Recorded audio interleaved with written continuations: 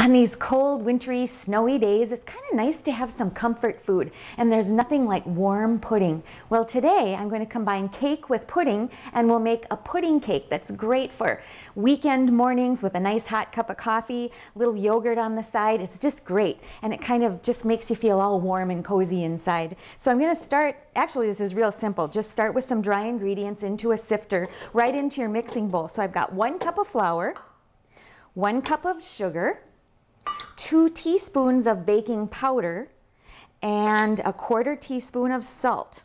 I'll just sift those dry ingredients right into my mixing bowl. And then I'm going to add 1/2 cup of broken walnuts and 1 cup of dried cranberries. Now you could also use raisins, you could use dried cherries, chopped up dried apricots, whatever your favorite happens to be. I'll give this just a little stir, and then I'll add 1/2 cup of buttermilk. Now this is going to make a real thick, heavy cake batter, but that's the way it's supposed to be.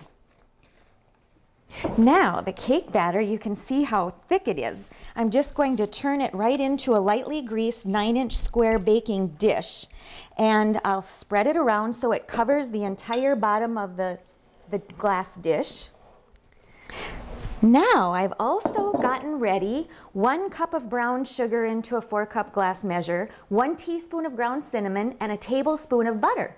Then in the meantime, I put 1/2 cup of orange juice and 1 cup of water into a glass measure, boiled it, brought it to a boil, and now I'm going to pour that hot liquid right over the brown sugar mixture. Give it a stir. And then I'll pour it right over the cake batter. I have my oven preheated to 350 degrees, so the cake is ready to go in.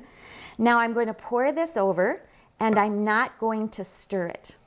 And as it bakes, the cake will rise to the top, and there'll just be a beautiful, creamy-like pudding consistency at the bottom.